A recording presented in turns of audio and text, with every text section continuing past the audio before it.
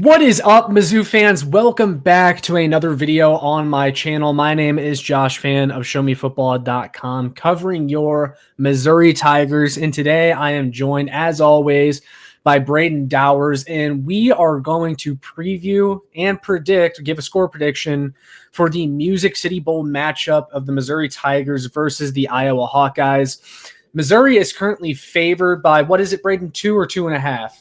2.5. 2.5 points. So if that means anything to you, to the gamblers out there, I know Brayden's a big gambler. We were just talking about that before we hopped on, but those are your odds right now.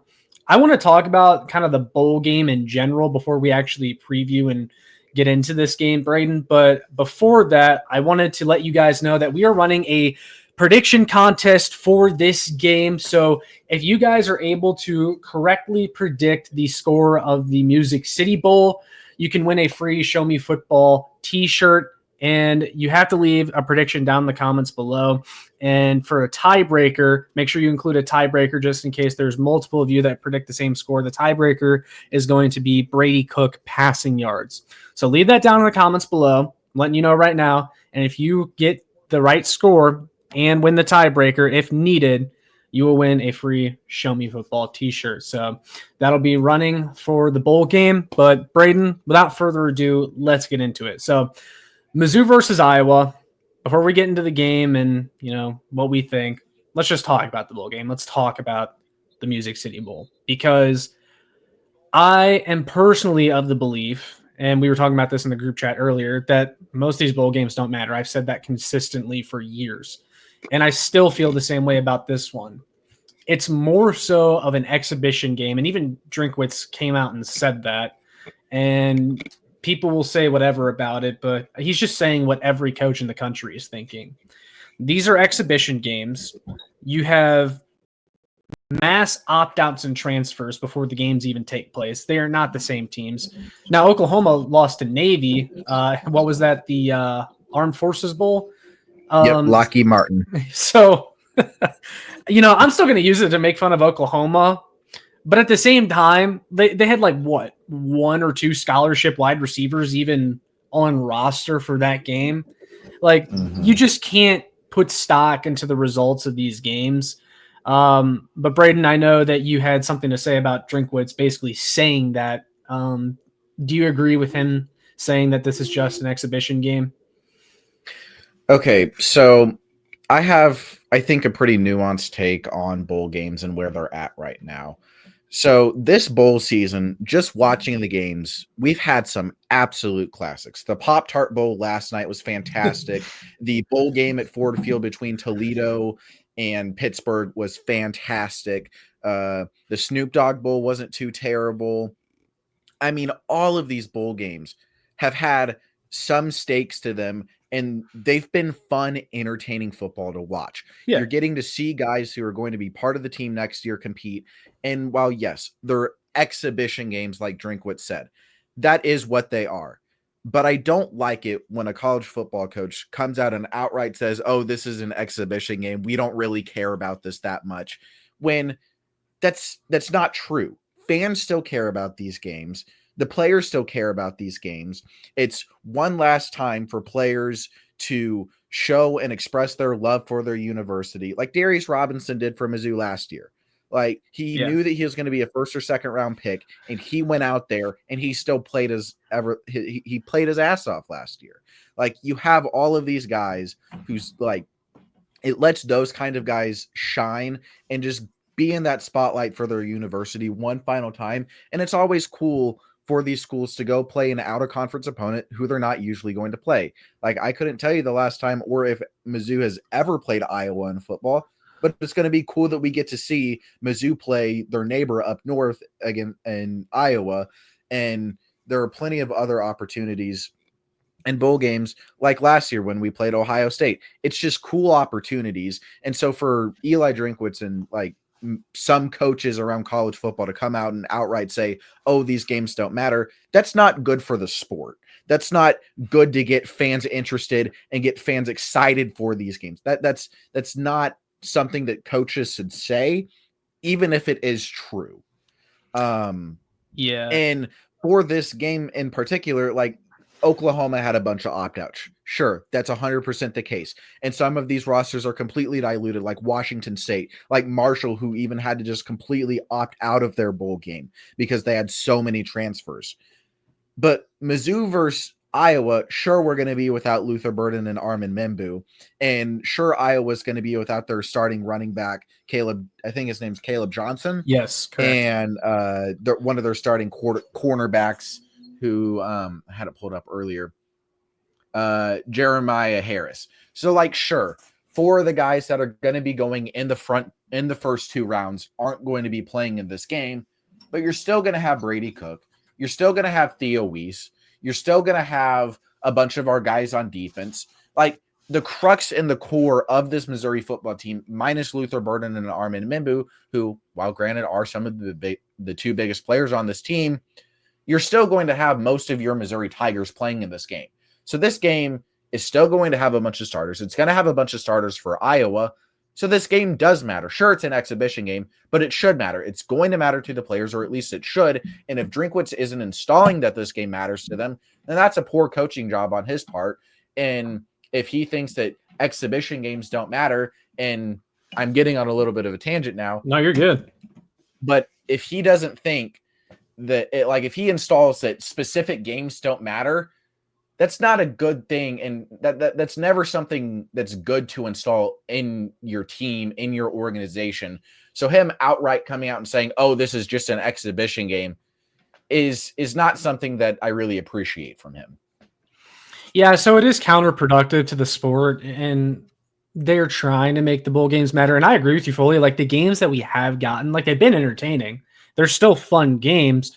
They're just not a reflection of the regular season, like some people want to make. No, 100%. They're not a reflection of the regular season, but like with that Pittsburgh and Toledo game, we got to see 2 quarterbacks for Pittsburgh who haven't played hardly at all this year come out and ball out versus Toledo in a 6 overtime game.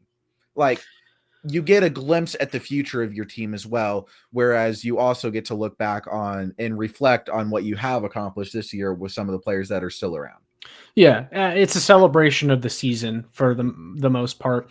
I do think there is a differentiation between the NY6 Bowl, like the Cotton Bowl Mizzou played in last year, and the Music City Bowl, of course. Although even the NY6 Bowls, before they expanded the playoff, were starting to become sort of a joke, given that we saw Florida State and Georgia playing one last year, and Florida State got absolutely demolished after having everyone that mattered opt out of that game. And so I'm glad that they expanded the playoff because it made those games matter again. Sure. But the Music City Bowl is just still one of those lower tier bowls that a year from now, no one's going to care who won the Music City Bowl, right? Yeah. But I do like the games. Like, I'm still entertained by them. I just know that as fans, people will go, "Oh, this game doesn't matter." And then it comes on and they start getting pissed off at Drinkwitz or whoever, because that's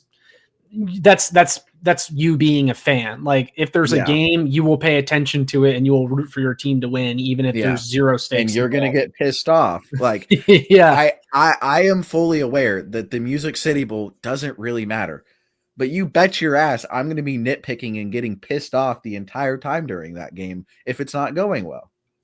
Yeah, well, and what I was saying before that is, one, it's a celebration of the season, and we get to see the players one last time, like Nate Noel and Marcus Carroll, Theo Weiss, Brady Cook, Johnny Walker, guys on defense too. It's also a chance to look at what you have going into next year, and that's most what I'm looking forward to in this game. Like, I want to see James Madison hit the field out of the wide receiver room. I want to see what some of the younger wide receivers that are supposed to step up next year, what they can do. I want to see Jamal Roberts because he's expected to get a bigger role in the rotation next year. I want to see more of the younger defensive linemen. But one of the other reasons that the games have become diluted is because you have transfers, and Mizzou has lost some very talented underclassmen to the transfer portal that I otherwise would have been excited to see in this game. And those are still losses, even though they were guys that didn't really play in the regular season this year. They're losses because you thought they were going to be a part of next year's team. And that's unfortunate. And that's just something that the system has to get fixed to make these bowl games matter again. They have to move the portal until after the season. And it's also 100%. just a lot. And it's also just a lot of stress on the coaches. Now, Mizzou didn't have to deal with this year, and it actually, I think, helped them get a head start on the portal. But like, if you're a coach with your team in the playoff, you have to be preparing for a playoff game while also recruiting the portal and recruiting your own roster. And that just seems like a massive headache for coaches. And I would be pounding the table if I was a coach to get that changed. But it's a chance to see what you have going in next year.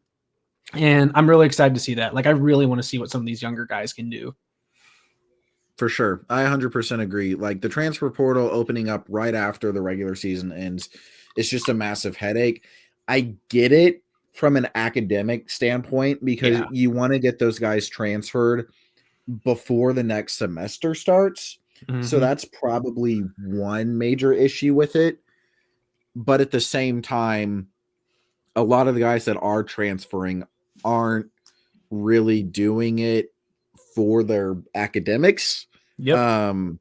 So I think that they would be okay, and like they need to find some way to work around it and just let them still go to school at the university for that second semester, and then they transfer over the summer. Yeah, or you know, still take classes where they're at and then have them transfer over later on. And also this could be something that gets solved by college football ultimately becoming like a minor professional league and detaching from the universities, which is probably what we're eventually heading towards. Eventually, but for right now, I get why it is when it is. But if they can find a way to work around it to where these kids enter the portal after the season's over, so you don't have these situations where coaches of playoff teams have to recruit in the transfer portal and recruit their own roster to make sure that nobody leaves for these playoff games. Like that needs to be like the next thing that college football figures out for sure. Or you could just have most people transfer in the spring, although that could be a little chaotic as well, because you could have, like, let's say you're starting quarterback all the way until spring, and then the portal opens, and then all of a sudden your starting quarterback is gone, and the season is just months away. Because you want to have your roster for spring football. Yeah, so that would be a little nutty, but I don't know. I mean, it's tough. It's a difficult situation to navigate, but reeling it back into the bowl game. So when this matchup first was announced, I was a little lukewarm on it. Like, it's not the most exciting, but it's also not the worst. I mean, you're going up against a Big Ten team. Some people were complaining because, you don't gain anything from beating Iowa. I mean, I still think you gain a little bit because, I mean, they consistently win games, even though it's a disgustingly boring brand of football to watch. They win games. They have a strong tradition in football, and this is also very winnable. And that's kind of what I wanted. I wanted a winnable game. I wanted a winnable game so that you can say that you won 10 games or whatever. Like, that's one other positive that could come out of winning this game is, another 10-win season, even if you really – for sure. That's the other funny thing about bowl games. If you win the bowl game, you attach it to your record. If you lose the bowl game, it never happened. Yep. So I'll pretend that it matters if they win the game. I'll come out and say it now. But it's a winnable game, and it's a Iowa team that offensively is not very good, and their starting quarterback already hit the portal. Especially without Caleb Johnson and running back. Yeah, and Caleb Johnson, who's an NFL prospect, he won't play in this game. So they were already hindered offensively, and now they're depleted. And whenever I first previewed or reacted to this matchup being made, I said, they already lost their starting quarterback, and someone was like, well, Cade McNamara sucks. And I'm like, okay, sure, but what does that say about the backup? So I'm not really expecting anything out of Iowa's backup quarterback. And let's not pretend Kirk Ferentz is some quarterback whisperer. So in Mizzou's defense, they have most guys in this game. Johnny Walker already said he's not opting out. Most of their defense was underclassmen. I think the only one that isn't is Chuck Hicks. Yeah, and he opted in. Like, he's the only guy that opted out because And he's let's such be a big honest, NFL prospect. I was gonna say, let's be honest, he kind of hurt the team at the end of the year, and Yeah. that's also another chance to see some of the younger guys like Jeremiah Beasley or Nicholas Rodriguez, who got on the field as a true freshman this year. That's what I want to see. This game is not for the Chuck Hicks of the world. So Mm-hmm. I really like the way that Mizzou's defense, which had its rough patches, but for the most part was a really solid unit and still is ranked as one of the best third down defenses in the nation. I think it's a really good matchup for them in that regard. For sure. The over-under set at 40.5. And if I was a betting man, which I am, I would probably take the under in that because I don't trust Brady Cook against this defense. And I also don't trust Iowa's very depleted offense that's already not the greatest against our pretty good defense that doesn't have anybody besides Chuck Hicks out for this game. Yeah. Looking at the offense, you're not going to have Luther Burden, and that sucks. But his numbers were pretty down this year, and Brady Cook did not utilize them that much. Kirby Moore didn't utilize them that much in this offense. And again, I want to see what some of the younger guys have. But you'll still have Theo Weiss. You have Marquise Johnson. You have Joshua Minning. Like, that is a viable wide receiver group going into this game. Iowa has a very tough defense. That's the kind of football they play. They're a very hard-nosed team, plays good defense, doesn't really air the ball out, which I think that's a good matchup for Mizzou again, because even though Mizzou's offense is disappointing this year, if they can just get out to a lead early in this game, it's really hard to see Iowa making it competitive. Now, that's easier said than done because, again, Iowa has a good defense, and it's still Brady Cook at quarterback, who has always kind of struggled to read defenses. But I'm looking at the offensive line. You don't have Tollison, but Heismeyer has filled in pretty well. You don't have Membo, and he's probably your best run blocker. But if Mizzou can run the ball 80%, 90% as good as they did in the regular season, that'll set them up really well because Nate Noel, despite being unhealthy at times, once he got going, he was really, really hard to stop for opposing teams. Mm-hmm. I mean, him and Carroll were just a really solid duo throughout the year, and it infuriated me at so many games our lack of using them when Brady Cook was struggling or Drew Pine was in. Yeah. We would just air the ball out way too much because we would never run it on first down. And that's something that's really annoyed me about Kirby Moore and his offense, specifically this last year, is how keen we were to just throwing it on first down and not using Noel and Carroll. So if we do miraculously just change up and use Noel and Carroll on those early downs and get ourselves ahead of the sticks, I think that this is a very, very easily winnable game for these Tigers. Well, I'm also hoping too, because the pressure is off in this game, with it being an exhibition game, as Drinkwitz said, that they'll be a little more willing to let Brady sling it over the middle, which is something that they didn't do this year, or do more of the stuff that maybe was considered risky for them. Maybe you'll see Drinkwitz bust out some trick plays, which he did in his first couple years as the coach, but really has kind of gone into a shell over the years. I mean, I don't want to be unfair though, because last year we talked about that, and he opened up a game with an onside kick, and he went for 2 early in games. So I'm not calling Drink a coward or anything, but I know in his first couple years he busted out a lot of trick plays, and he just hasn't really done that a ton over the last. He acted like he had nothing to lose because he didn't. Yeah. And now that Mizzou's got to the point where they are, he kind of shies away from that aggressive style of football that whenever we were going 6-6, 6-7, you saw those kind of plays and you saw those kinds of moments. And it's just like, if we get the right personnel and we bust these out at the right time, this is going to be a really dangerous offense with these kinds of trick plays that we're able to run.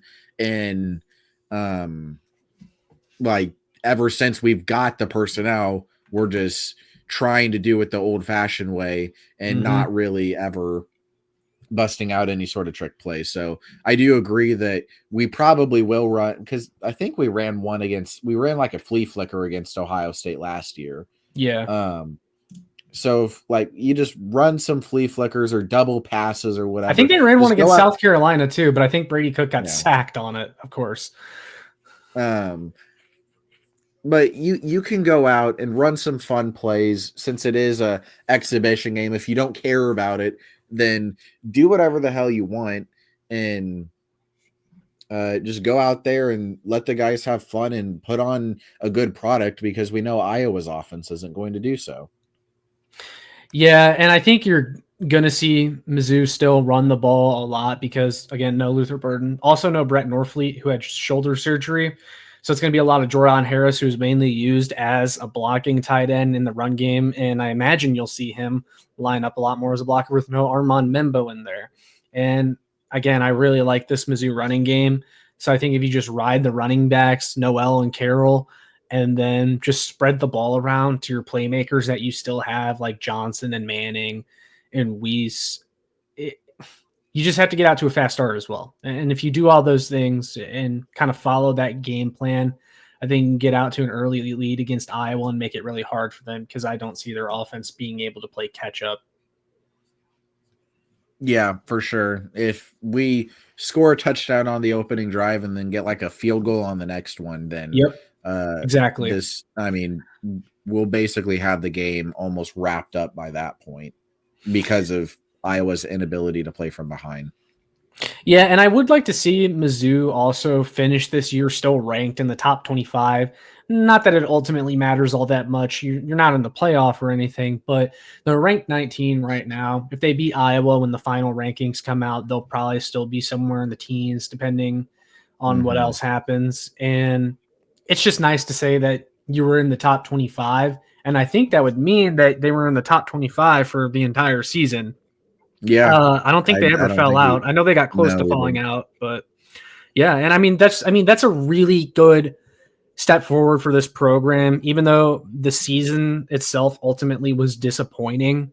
To just have your name out there, keep your name in the mix, reload and try again next year. I think that's the most you can ask for.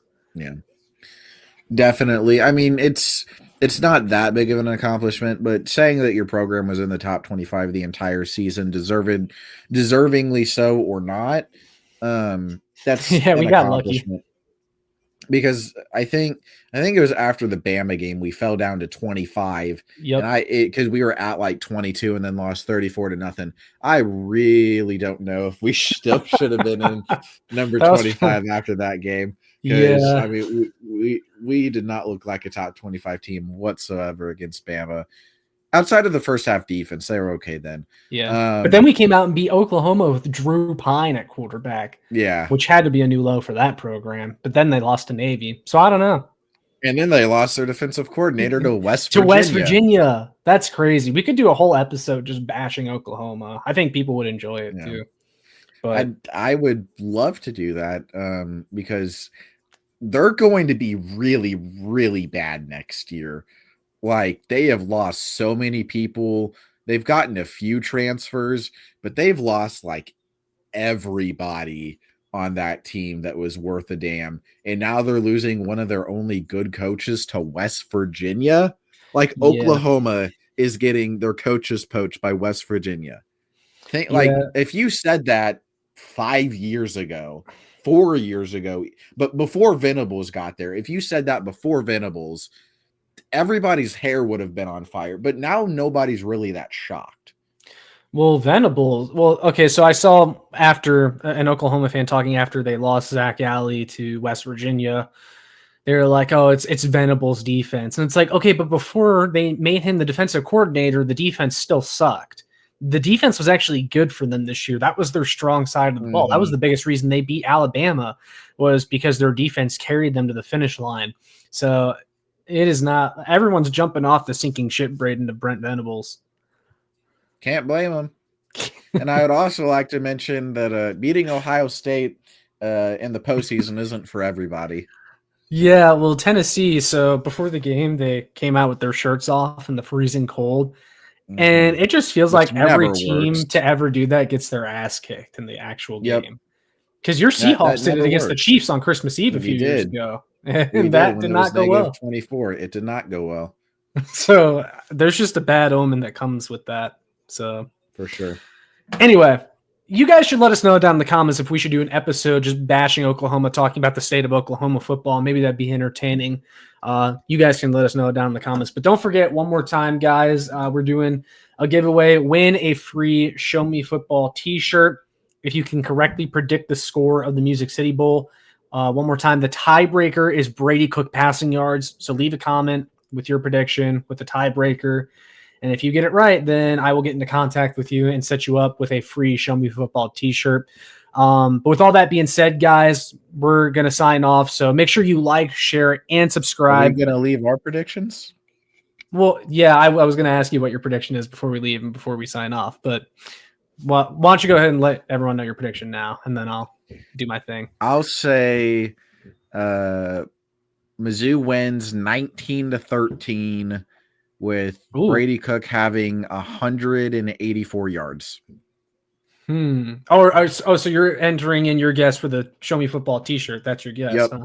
Yep. Okay, I see. All right. I like it. Well, I'll say Mizzou wins this game 23-16. Okay. I feel like that's a reasonable number for them to reach, and I feel like that's also probably a good number to beat Iowa with. So I'll say Brady Cook. I'll put in my own guess for the t-shirt. I'll win my own t-shirt. No, if I win my own t-shirt, then I'll give it away to somebody. But I'll say Brady Cook has 134 passing yards. Damn, That's you're my going prediction. low. Yeah, it's Brady Cook, man. And he doesn't have Luther Burden in this game. Yeah. So, one last thing. Do you think that we see any Sam Horn in this game? Well, no, because I was thinking about that, but then Drinkwitz still said that he's out. Now he has been throwing at practice, but he's not going to be back for this game. Otherwise, I was going to mention that. I was going to say I want to see Sam Horn because it would be nice for him, even though Bo Pribula is expected to be the starter next year. It would be nice to get Sam Horn some reps, just in case, or if he were to somehow win the job. See him throw a meaningful pass for once, the first time in 3 or 4 years. But it's an exhibition game. It would just be nice. A meaningful pass. Well, meaningful for him because that would be like the only time we've ever really seen him and Drinkwitz open up the offense with him. But no, sure. I mean, it sounds like he'll be out still, but we'll see what happens in spring ball. So we're going to go ahead and wrap it up there, guys. That is our preview and our predictions for this game. Make sure you leave yours down in the comments below. With all that being said, make sure you like, share, and subscribe. Some more Mizzou fans can find this, And then Brayden, real quick, anything you want to plug? Not really. I haven't been uploading too much. Actually, instead of a plug, Brayden, here's what I'll do. I'll ask your latest movie recommendations. What are your latest movie recommendations to the viewers? Okay. Let's go with Nosferatu, which was Robert Eggers' most recent movie. It's a vampire movie, pretty scary, but really good cinematography and everything. And then I also saw A Complete Unknown, which was the Bob Dylan biopic. Timothy Chalamet is probably going to win the Oscar for that. And besides that, I don't really have anything. But those are probably the two best movies coming out. And if you're looking for a good TV show, highly, highly, highly recommend Landman because it is absolutely hilarious. Well, there you guys go. And I can attest to Nosferatu because I saw it as well on the first day it came out. And it was really good. Really good cinematography. It's got a dark tone, but I mean, it was entertaining to me and very creepy for sure. If you're someone that doesn't handle certain themes well, maybe don't go see it. But if you're into horror, I think you'll really enjoy it. So yeah, that will wrap it up. So we are signing off. Make sure you check out Show Me Movies, the movie review channel. That'll be in the description as always. But yeah, that's all we got. And as always, MIZ ZOU.